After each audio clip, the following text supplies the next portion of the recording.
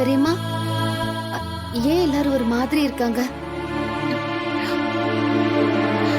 அத்தைக்கு உடம்புக்கு முடியாம போயிடுச்சு மாயா. என்ன சொல்றீங்க அத்தை? பாட்டுக்கு என்ன ஆச்சு?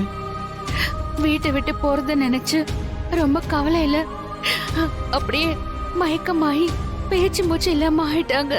ஐயோ, என்ன பெரியம்மா சொல்றீங்க? அம்மாடி, டாக்டர் இப்பதான் வந்துட்டு போனாங்க. பயப்படுறதுக்கு எதுவும் இல்லைன்னு சொன்னாங்க. சரி, பாத்துட்டு வந்துடுறோம். பாச்சினோ.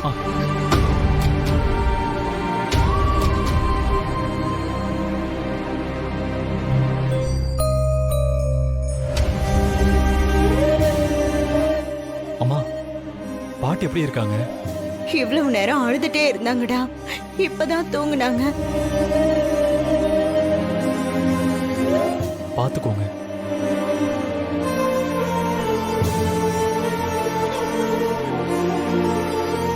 மாயா, அந்த பத்திரத்தை பத்தி ஏதோ விசாரிக்க போனியே, என்னாச்சு மாயா? ஏதாவது தெரிஞ்சுதா? பத்திரம் பதிவு பண்ண ஆள விசாரிச்சோம் பெரியம்மா.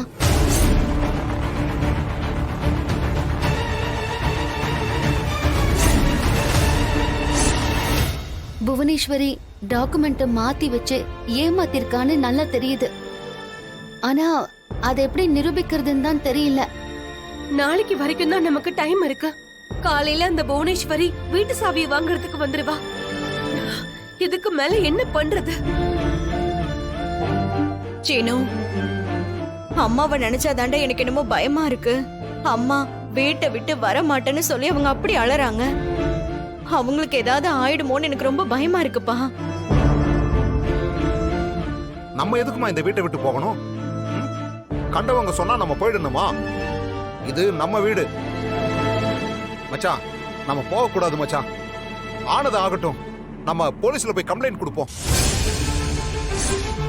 போலீஸ் இல்லையா? ஏய், நம்மளை ஏமாத்தி இந்த வீட்டை வாங்க பாக்குறாங்கடி. நம்ம எதுக்கு சும்மா இருக்கணும்? நாமளும் கோர்ட்ல போய் பாத்துக்கலாம். டேய் சீனு, வா, நம்ம போய் போலீஸ் ஸ்டேஷன்ல கம்ப்ளைண்ட் கொடுப்போம். நம்மளா அவங்களான்னு பாத்தரலாம். அதெல்லாம் எதுவும் வேண்டாம். ஏன் மச்சான் அப்படி சொல்றீங்க? கேஸ் போட்டா கண்டிப்பா நாம தான் ஜெயிப்போம். அது எப்படி மாமா? அவங்க கிட்ட தானே பத்திரம் இருக்கு.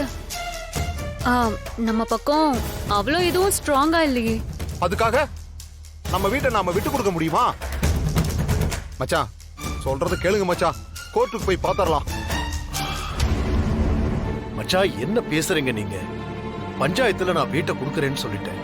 இப்போ பஞ்சாயத்தை மீறி நான் கோர்ட்டுக்கு போனா அது தப்பாயிடும். எல்லாத்தையும் தாண்டி ஆண்டவன் ஒருத்தன் இருக்கான்.